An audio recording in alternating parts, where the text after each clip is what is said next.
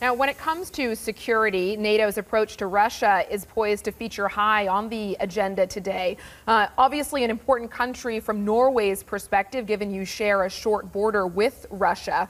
How would you rank Russia as a threat to the Allies, and what do you think is the best approach to dealing with aggression from Russia moving forward?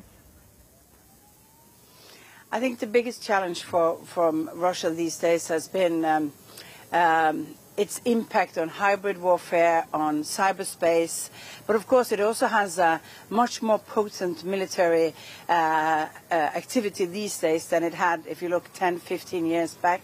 It has modernized, it's more mobile, it goes faster.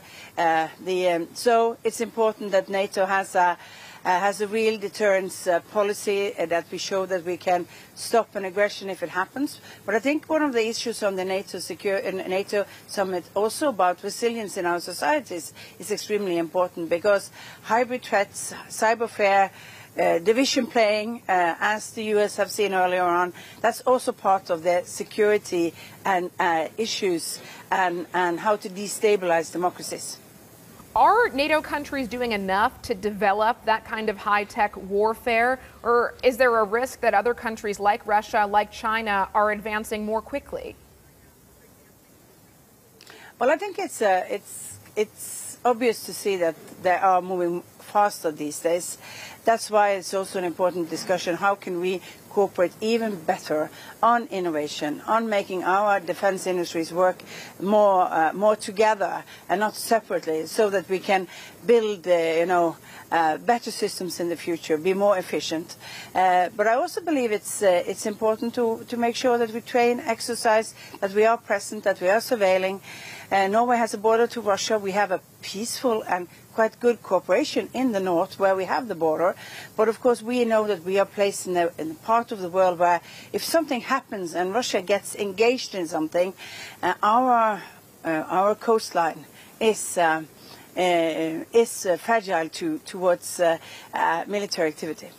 Well, let's talk about military activity. China has been expanding its military and economic presence in the Atlantic region. It's also developed a more prominent presence in the Arctic. What role do you think NATO should play in dealing with China's military activity? I think we should have a discussion on it on the political level, but I still believe that NATO is a North Atlantic alliance. It should look at the defense in this region, and that's not where China now has their biggest activity. But of course it can be in the Pacific, in other areas of the world. It is a challenge, and of course it's a challenge because of an assertive policy making. But I think it's important to say NATO can't be everywhere, and NATO should not be an alliance fighting everywhere or putting its flag everywhere. I think we should concentrate on the defense of the North Atlantic, and that's a big enough issue to work on. And then of course we should work still on what is one of the challenges we have, which is not just Russia and China, but it's international terrorism. And lastly, the agenda for this summit, as you just outlined, is pretty vast, ranging from climate change to cybersecurity to enhancing infrastructure and supply chains. Is there a risk that NATO is casting the net too wide here? Well, I think it's important to distinguish between what is the military defense issues and what is the overall security debate that NATO countries should have. We should look at where we are fragile, where we should do more to become more resilient as societies. But it might not be NATO who is the answer to all of this, but it's a good platform for the policy discussions.